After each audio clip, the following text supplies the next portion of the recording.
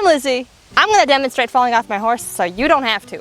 Let me catch you up on speed. A couple weeks ago, I had somebody ask me if I could demonstrate falling off so it doesn't hurt. But then I was like, I don't like falling off because it hurts. So I'm going to make a video instead on how to not fall off. But then you guys were still like, well, we want to see you actually fall off. So I'm going to fall off today. I don't know how, I don't know why. I'm going to try my best, I am. And I'm also going to demonstrate falling off bareback in an English saddle and in a Western saddle. Because for some reason, every single time I do something in a Western saddle, the English riders come back to me like, well, what would you do in an English saddle? And whenever I do anything in an English saddle, the Westerners come at me with the, well, I ride in a Western saddle. So really, you guys just need to learn how to ride in both English and Western, and then all of your problems would be solved, because then you would realize that they're really not that different. You know, there's really not that difference in the classes. So yeah, but I will be demonstrating in all of those things. And because I'm going to be playing stupid games, I don't want to win stupid prizes. So I'm going to put on my brain bucket. Also because I don't want the grannies coming at me in the comments again. Also, can we take the time to appreciate my clean horse? If you've seen a couple of my latest shorts, you would understand what I'm talking about. It was bad. It was really bad. So as you can imagine, it takes quite a lot of self-control to force yourself to fall off a horse. Usually that's something we try to avoid. So obviously my falls are fake and forced. What do you expect? I'm not a stunt double. But basically my go-to move is grab on the neck or the mane, land with my feet. That is the goal. But I did already go over that in my other video. The point of today is basically to just demonstrate what I was talking about in my other video.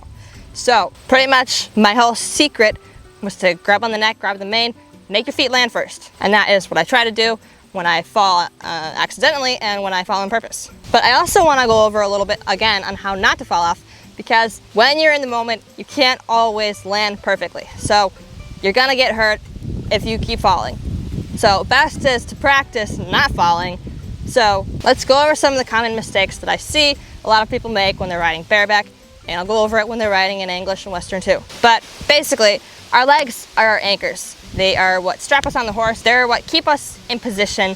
And a lot of the times when things are starting to get bad, people will try to evacuate right away, but then the horse will be going faster than what they feel comfortable bailing at. So then they try to hold on while they're still in the half bailed position. So it makes it even harder to stay on and also harder to fall off correctly. Basically, we want to stop trying to bail ourselves off immediately, unless you can do it super safely and quickly and you can be decisive about it.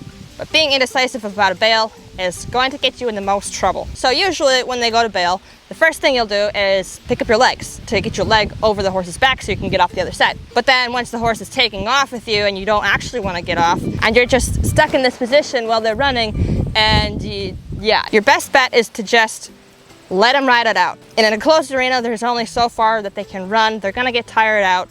It's best to let them decide to break than it is for you to try to force them to break. If they break themselves, if they stop themselves from running, they're gonna be a lot more in control of the situation and a lot easier to control than if you are the one forcing them to stop, because you're basically slamming on the parking brake while the gas is still applied. So it's gonna be a very hard situation to manage.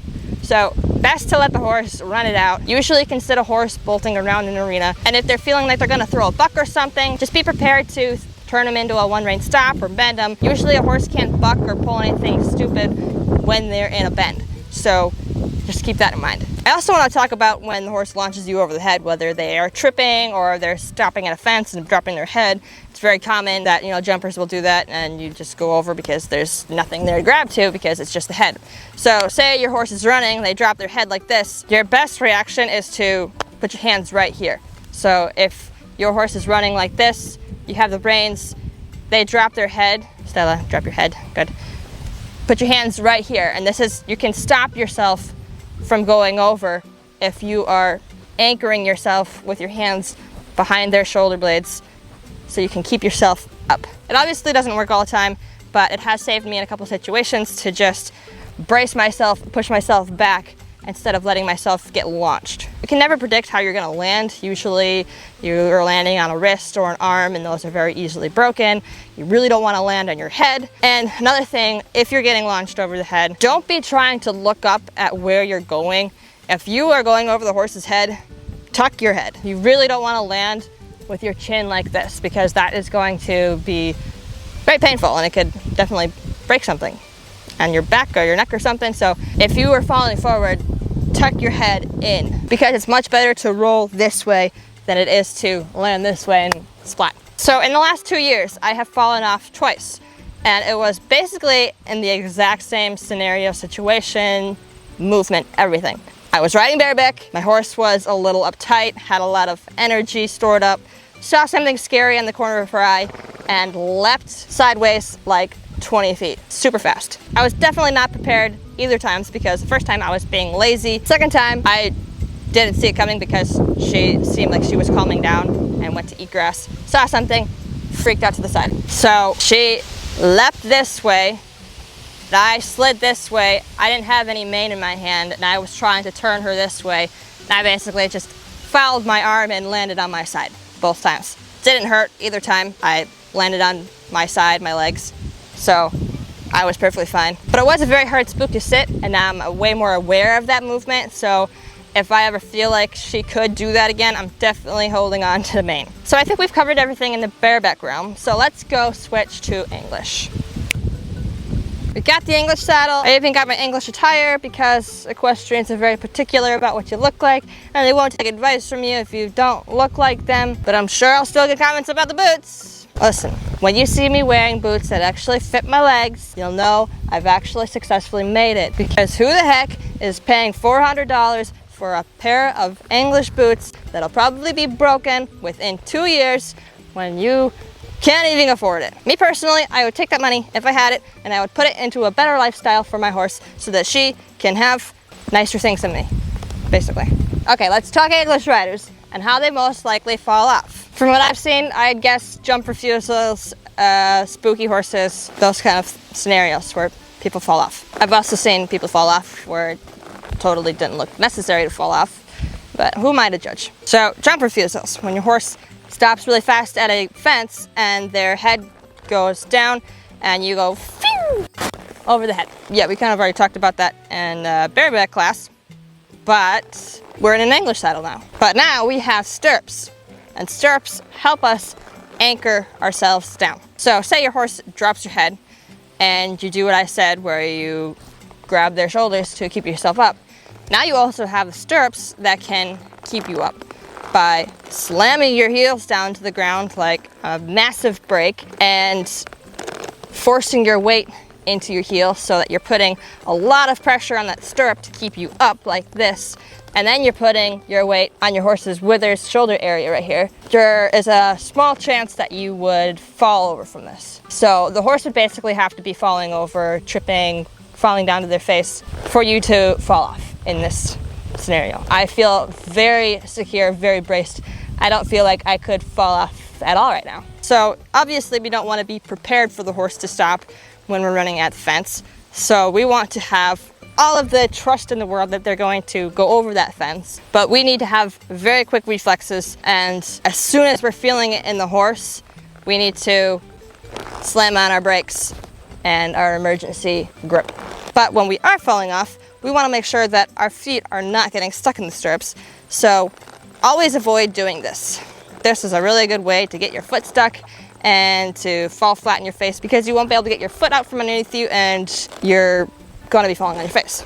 So when you are falling, make sure your feet come out of your stirrups first and foremost, and then get your feet underneath you before your head hits the ground. Basically, riding in an English saddle compared to a Western saddle. Riding in an English saddle is actually a lot more similar to riding bareback than riding in a Western saddle, obviously, because you're relying a lot less on the saddle to keep you in.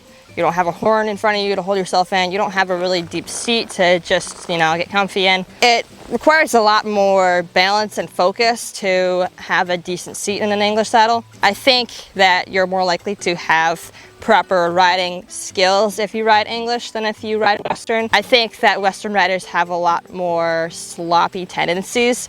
Obviously, there are really good Western riders. I always have to make that clear because I get people mad at me when I say those kind of things. But I've seen a lot of Western riders. They're sloppy English coaches usually have higher expectations for their students, but obviously I don't know all of the English riders. I don't know all of the Western riders. I'm not going to judge them all as a whole. I'm just saying from my experience, from what I've seen through the internet, and yeah, so that's my observation. So riding in an English saddle is a lot more similar to riding bareback, but it's obviously easier than riding bareback because you have stirrups still. Stirrups are a lifesaver.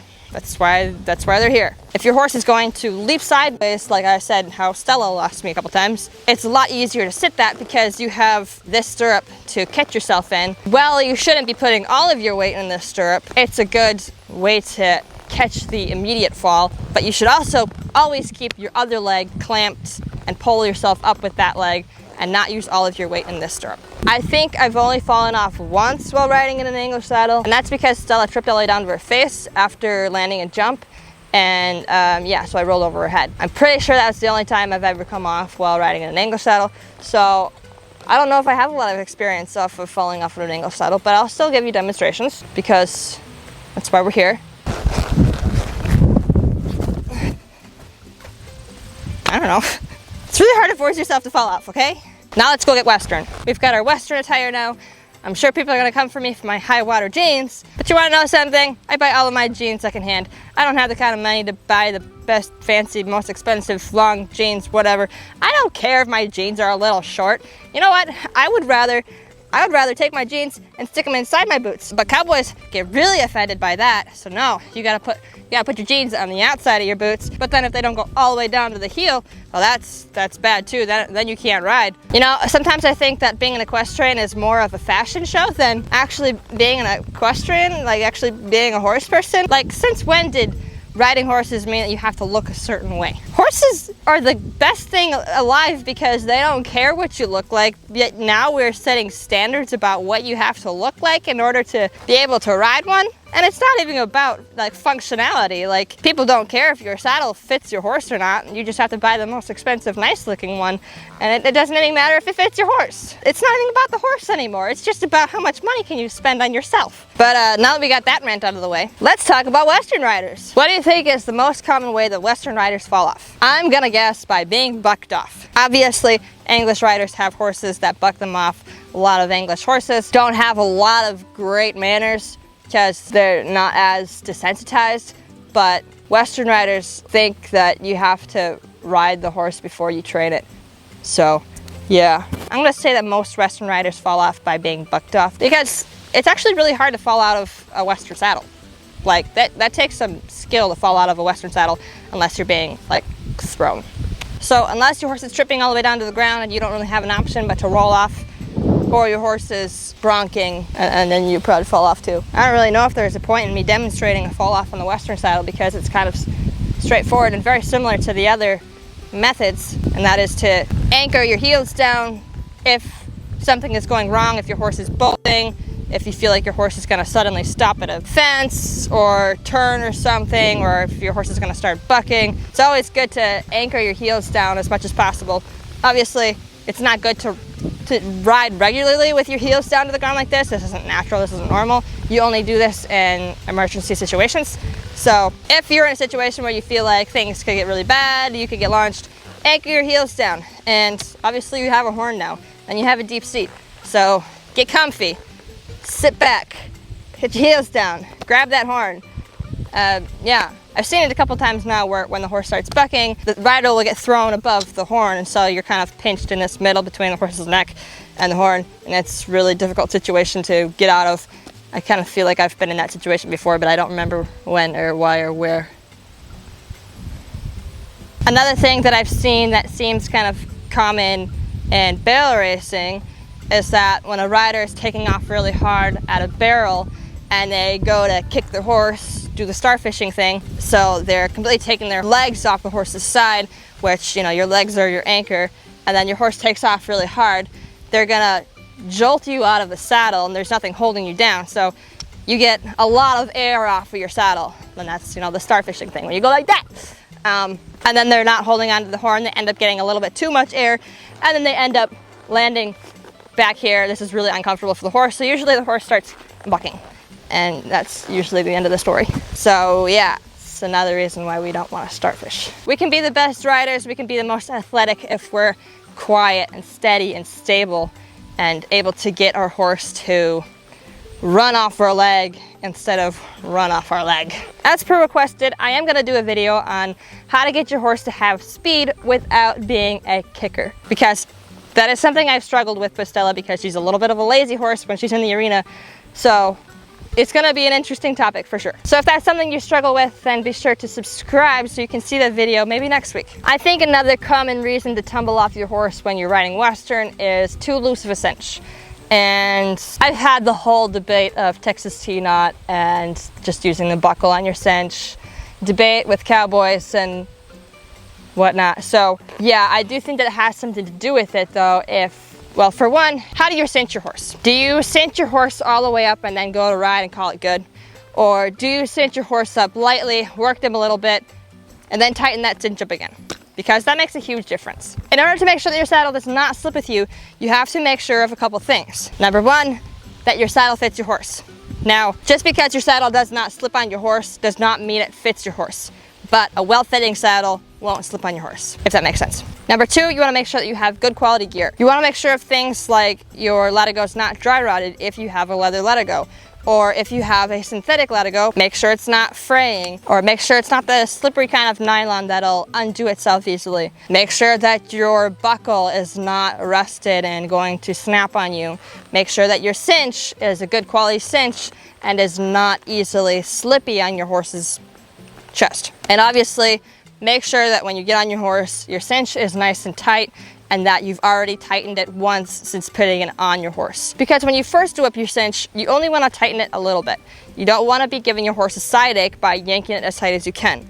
So by tightening it a little bit, then exercising your horse and then tightening it again, it's going to make it the most comfortable for your horse, and it's going to make it so your saddle does not slip with you while you're riding lighter. Also, another way to make sure that your saddle does not slip while you're riding is to make sure that you're not relying solely on the saddle to keep you on your horse. Now, the saddle is just here for comfort, purely for comfort. It was purely designed so that horses could best carry you through their support area on their back, so that your weight could be best distributed through the horse's support area. The saddle is not designed to make you a better rider. It's not designed to keep you balanced. That is all your job, and if you are relying on the saddle to keep you balanced, well, then you're going to meet reality really quickly. Not only is it going to be a lot harder on the horse's back when you are solely relying on the saddle to keep you up, but you are also going to probably kill yourself eventually. So don't ever be hanging halfway off your horse and just putting all your trust in that cinch, just hanging off your horse's spine like this, because that's poor riding. So if you are a very balanced rider, you can ride in the saddle without a cinch, without it slipping. You could go trot, canter, do jumps without a cinch, and your saddle wouldn't slip, because a good rider keeps the saddle on the horse. So yeah, we were supposed to talk about falling off, but again, we talked about not falling off because I feel like that's the smarter option. But I will display falling off of a Western saddle just because people will be mad if I don't, so I'll do that. But again, remember, if you're gonna fall off, don't get your foot stuck in the stirrup. Don't jam that stirrup all the way back to the heel. In case you do fall off, your foot does not get stuck. If you need to eject yourself, be decisive about it and do it immediately. Don't hang halfway off your horse. That's gonna get you into trouble. So either stay on or get off. Don't be in the middle. That's the most dangerous. That's my advice. So kick those stirrups out of your feet and land on your feet. I don't know what you guys want from me. I don't know. I can't make myself kill myself, okay? As entertaining as that would be. Anyways, that's it for this video. I hope you guys enjoyed this video. I hope you guys learned something from this video. If you did, give it a big like. Let me know down in the comments if it was helpful. I post new videos every single Sunday, so don't forget to subscribe. You can go follow me on Instagram and TikTok. My handle is sport.pony13. And I'll see you guys next week Sunday. Bye!